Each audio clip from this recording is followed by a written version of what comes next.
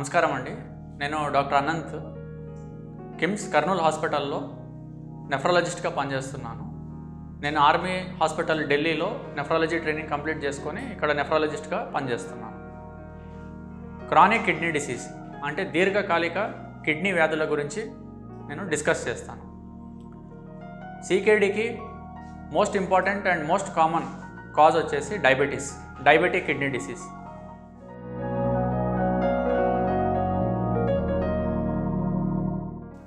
మన ఇండియాలో అండ్ ప్రపంచవ్యాప్తంగా సికేడి రావడానికి ప్రథమ కారణం డయాబెటీస్.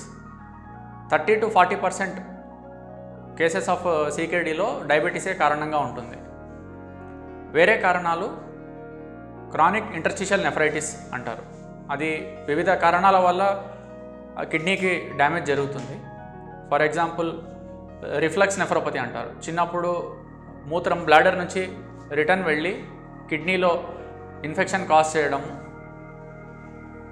లేదా జెనెటిక్ కిడ్నీ డిజార్డర్స్ అంటే పుట్టుకతోనే కిడ్నీ అబ్నార్మల్గా ఉండడం, లేదా సిస్టిక్ కిడ్నీ డిజార్డర్స్ కిడ్నీలో పుట్టుక నుంచి బుడగల్లాగా ఉండి సిస్ట్స్ అంటారు, పాలిసిస్టిక్ కిడ్నీ డిసీజ్. దానివల్ల కూడా క్రానిక్ కిడ్నీ డిసీజ్ కామన్గా వస్తుంది. వేరే కారణం వచ్చేసి pain killers and alternative drugs. వీటి వల్ల కూడా కిడ్నీకి డ్యామేజ్ చేరుతుంది.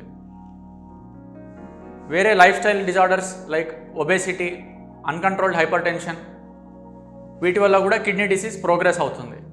ఎస్పెషల్లీ డయాబెటీస్ ఉన్న వాళ్ళలో బ్లడ్ ప్రెషర్ కంట్రోల్ లేకపోతే కిడ్నీ డిసీజ్ ఫాస్ట్గా ప్రోగ్రెస్ అవుతుంది.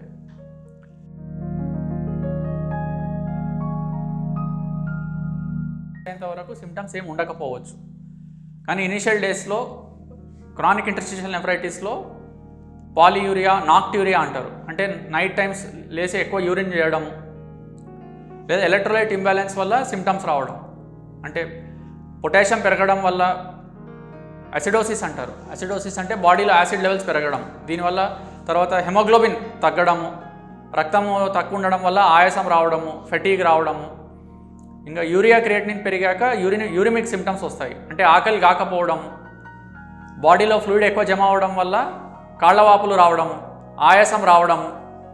సో ఇవన్నీ కిడ్నీ డిసీజ్ లక్షణాలు.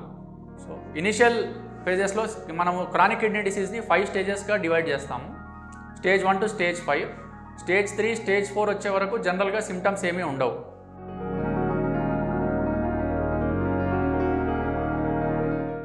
ఓన్లీ బ్లడ్ టెస్ట్ వల్ల, యూరిన్ టెస్ట్ల వల్ల, లేదా అల్ట్రాసౌండ్ స్కానింగ్ వల్ల మనకు కిడ్నీ ప్రాబ్లం ఉందని బయటపడుతుంది.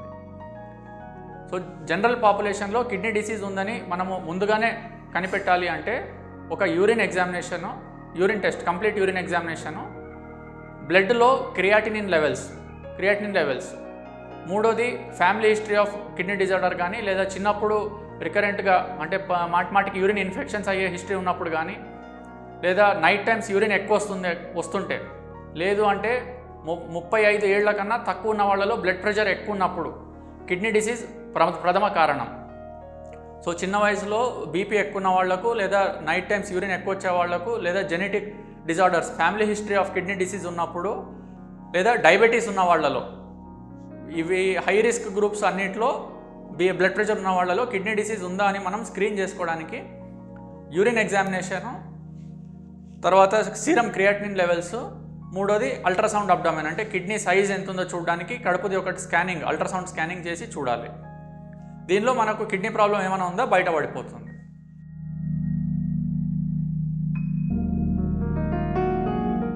సో ఒక్కసారి మనం కిడ్నీ ప్రాబ్లం ఉందని తెలిసాక అది CKD stage 1, stage 2 or stage 3లో ఉన్నప్పుడు అది ఫర్దర్గా ఫాస్ట్గా ప్రోగ్రెస్ కాకుండా దాని రేట్ ఆఫ్ ప్రోగ్రెషన్ని తగ్గించడానికి కొన్ని ప్రికాషన్స్ తీసుకోవాలి. ఫర్ ఎగ్జాంపుల్ షుగర్ ఉన్న వాళ్లకు షుగర్ కంట్రోల్లో పెట్టుకోవాలి. HbA1c లెవెల్స్ టార్గెట్ 7.0 కన్నా తక్కువ పెట్టుకోవాలి.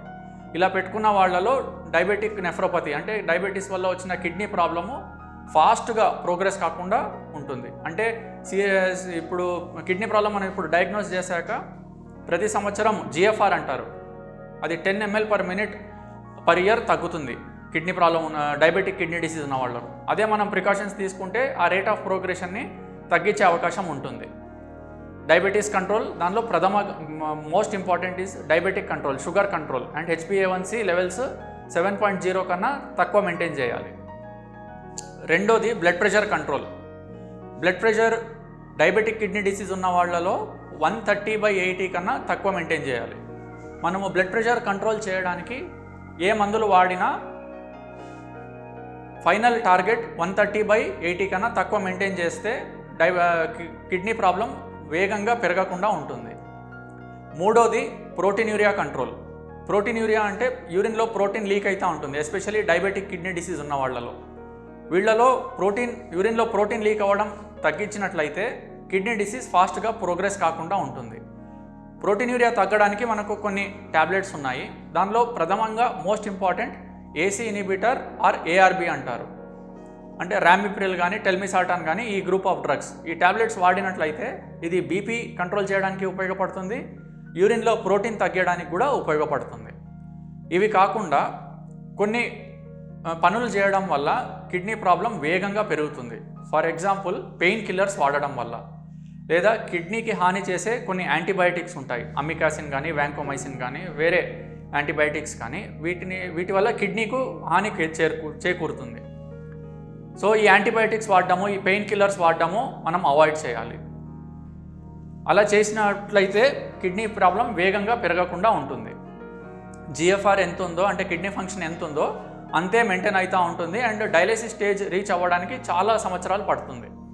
ఈ ప్రికాషన్స్ యూజ్ చేయకపోతే క్రియాటినిన్ ఫాస్ట్గా పెరుగుతుంది, GFR ఫాస్ట్గా తగ్గిపోతుంది, కిడ్నీ ఫంక్షన్ ఫాస్ట్గా తక్కువైపోయి ఒక 10 years పనిచేయాల్సిన కిడ్నీ 4 years 5 yearsకే పని ఆపేసి డయాలిసిస్ స్టేజ్కి రీచ్ అయిపోతుంది. ఇవి కాకుండా ఆల్టర్నేటివ్ డ్రగ్స్ అంటే ఈ ఆయుర్వేద కానీ, జడీబూటీ కానీ, చెట్ల మందులు, నాటు మందులు, వీటి వల్ల కూడా కిడ్నీలో అలర్జిక్ ఇంటర్స్టిషియల్ నెఫ్రైటిస్ అనే డిసీజ్ వస్తుంది. ఎందుకంటే ఈ మందుల్లో కంటెంట్ ఏముంటుందో most of the times chronic డిసీజెస్కి యూజ్ చేసే పదార్థాలు, దానిలో హెవీ మెటల్స్ ఉండొచ్చు, లేదా పెయిన్ కిల్లర్ కాంపోనెంట్స్ ఉండొచ్చు. ఈ ఎస్పెషల్లీ మనము జాయింట్ పెయిన్స్ క్రానిక్గా ఉంటాయి, రుమటాయిడ్ ఆర్థరైటిస్ కానీ, ఆస్టియోఆర్థరైటిస్ కానీ, ఇట్లాంటి వాళ్ళు పెయిన్కి యూజ్ చేసే మందులు, మైగ్రేన్స్, క్రానిక్ హెడేక్ ఉన్న వాళ్ళు ఎన్ని మందులు వాడినా వాళ్ళకు నొప్పి తగ్గకపోవడం వల్ల వాళ్ళు ఈ ఆల్టర్నేటివ్ మెడిసిన్స్కి అలవాటు పడతారు. ఇవి తీసుకున్న 6 months 1 yearకి క్రియాటినిన్ వేగంగా పెరిగి వాళ్ళు డయాలిసిస్ స్టేజ్కి వచ్చేస్తారు. సో నా ప్రాక్టీస్లో అబౌట్ 50% ఆఫ్ ద కేసెస్లో ఈ ఆయుర్వేద జడీబూటీ చెట్ల మందులు ఇవి వాడిన తర్వాత కిడ్నీ ప్రాబ్లం పెరిగి డయాలిసిస్ స్టేజ్కి వచ్చే కేసెస్ చాలా ఫ్రీక్వెంట్గా కామన్గా చూస్తుంటాం.